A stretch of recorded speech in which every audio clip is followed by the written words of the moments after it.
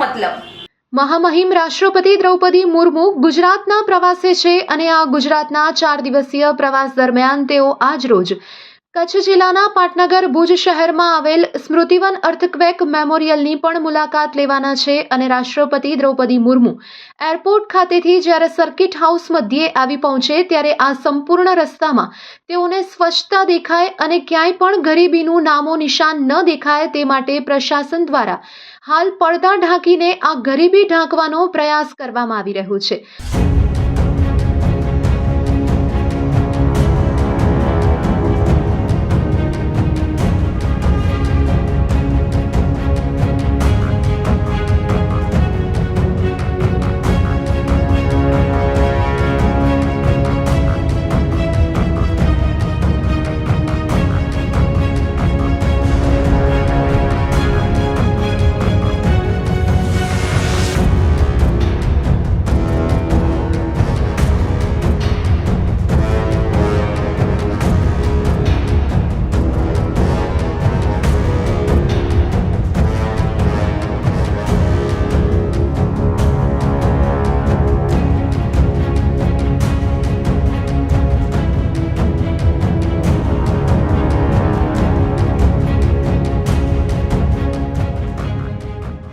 Kutch team અત્યારે town hall પાસે ઉભી ખાસ કરીને લોકોની એક ફરિયાદ છે કે જ્યારે કોઈ નેતા કે રાષ્ટ્રપતિ કે મંત્રી આવે ત્યારે ભુજ સાફ સુથરું થઈ જાય છે, ત્યાંથી આવવાનો હોય છે એ જ ખાસ એરિયા, બાકીના એરિયામાં કચરો, ખાડા, રસ્તા ખરાબ ત્યારે પણ સુધરતા નથી।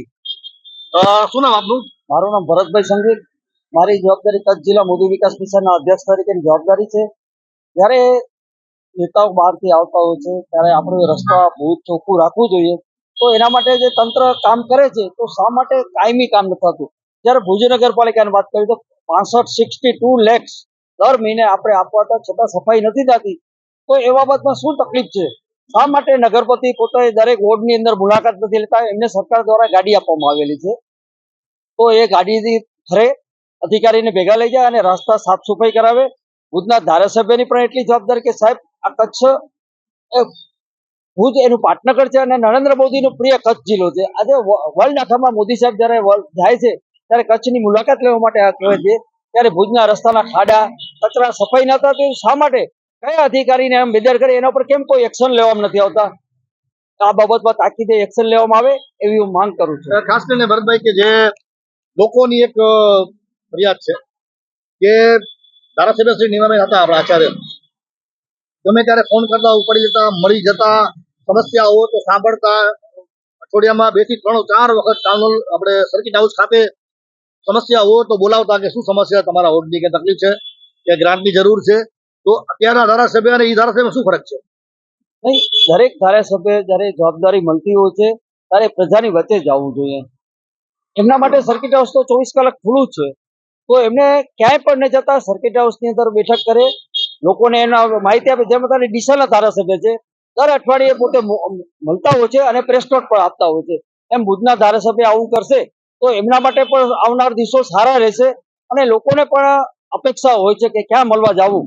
તો સાહેબ આપ તમારા દ્વારે લોકો આવે, તમે લોકોના દ્વારે ન જતો તમારા દ્વારે લોકો આવે અને લોકોની સમસ્યા એ સમસ્યા એટલા માટે છે કે તમારું નામ સારું થશે। તમને અમુક વસ્તુની ખ્યાલ ન હોય, તમારા સાથે ફરતા લોકો જો લોકો ભુજ શહેરના ન હોય તો એને ખ્યાલ નથી હોતો કે લોકોની શું તકલીફ છે, તો આ એક તમે પહેલ કરો અને સર્કિટ હાઉસમાં તમે અહીંયા જ્યારે પણ હો ત્યારે બપોરના સાંજના ટાઈમે મુલાકાતનો સમય આપો, જેથી કરીને લોકો નજીકમાં મળી શકે, અધિકારીઓને બોલાવો તો પણ બાજુમાં આવી શકે, એવું હું આપની ચેનલના માધ્યમ દ્વારા એક નાનું સલાહ સૂચન આપું છું। ખાસ કરીને ભરતભાઈ, અધિકારીઓ પબ્લિકનું માનતા નથી, દોડાવી દે છે, તમારા થાય કરી લ્યો, આટલો બધી તાકાત ક્યાંથી મળે અધિકારીઓને?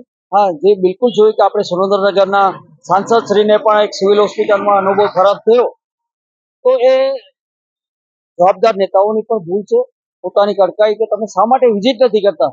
લોકો કને જાઓ, શું કરી રહ્યા છે અધિકારી, કયા કામ થયા છે એની માહિતી રાખો, ડાયરી રાખો, તમે ક્યારે ગયા હતા ને શું કામ થયું હતું, કયા કામ પેન્ડિંગ છે તો એ રાખો। સંકલનમાં તમે એ પ્રશ્ન ધારદાર રજૂઆત કરો તો કોઈ અધિકારીને એવું નથી કે નેતાને જવાબ ના આપે, અને આ બાબતમાં ખાસ કરવાની જરૂર છે। જેમ આપણે એક બીજું વાત કરીએ કે કચ્છની અંદર સુભાષ ત્રિવેદી અધિકારી સાહેબ હતા, સાહેબ એ અધિકારી કામગીરી એટલી હતી કે દરેક ડિપાર્ટમેન્ટનું એક કામ કરતો હતો.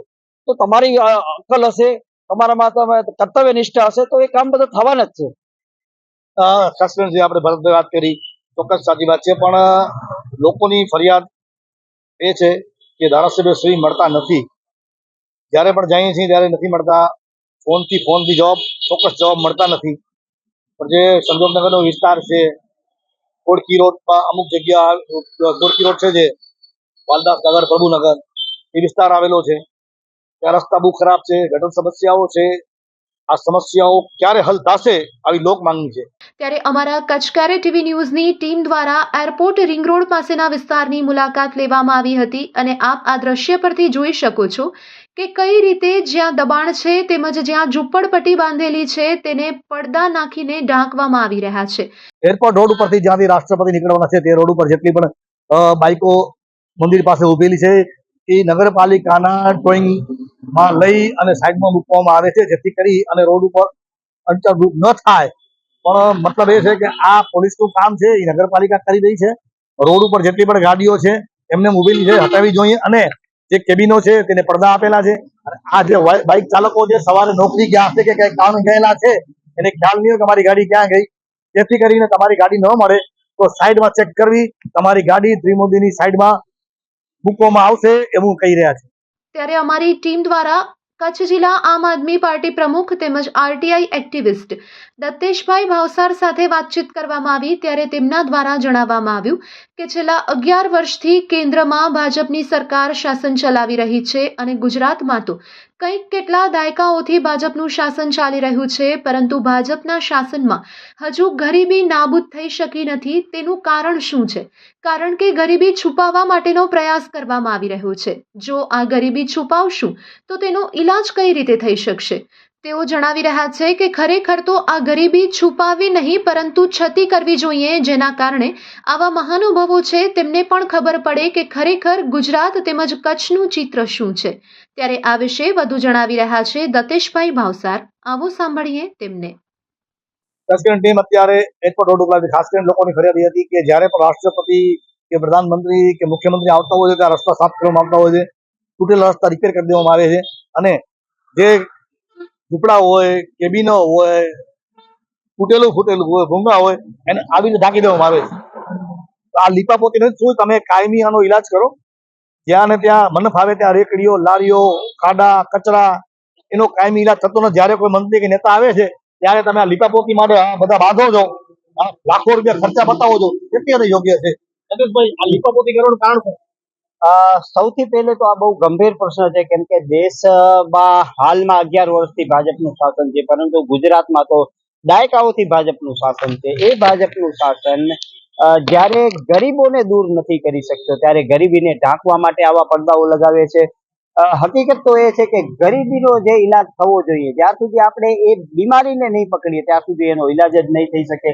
તો ગુજરાત સરકાર જે બીમારી છે, ગરીબી છે, એને જ નથી માનતી અને આવી રીતે પડદા લગાવીને ગરીબીને છુપાવે છે. તો જો ગરીબીને છુપાવશે તો ગરીબીનો ઈલાજ કઈ રીતે થઈ શકશે?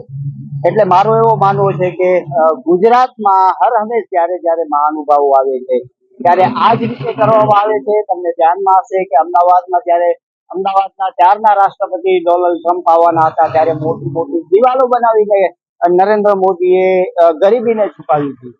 આ સિક્કાની બીજી બાજુ એ છે કે જ્યાં રાષ્ટ્રપતિ આજે જે રસ્તા ઉપરથી જવાના છે એ રસ્તા ઉપર સવારથી જ બધે દુકાનદારોને, લારી ગલ્લાવાળાઓને બધાને બંધ કરાવી દેવામાં આવ્યા છે. પરિણામ સ્વરૂપે ભુજમાં 500 થી 1000 એવા લોકો છે કે જેમનો એક દિવસનો કામ ધંધો બંધ રહેવાનો છે.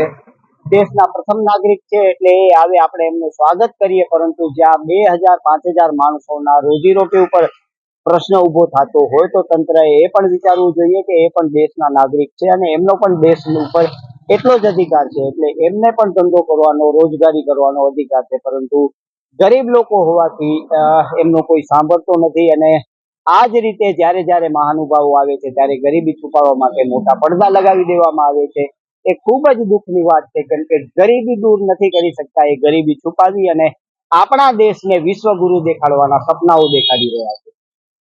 ખાસ કરીને જે દત્તેશભાઈ વાત કરી કે ગરીબી દૂર કરી શકતા નથી, કે કરવી નથી કે થતી નથી, પણ આવા લીપાપોતી કરી ને કચ્છનું નામ બદનામ જરૂર નામ બદનામ કરે છે આવું લોકો કહી રહ્યા છે.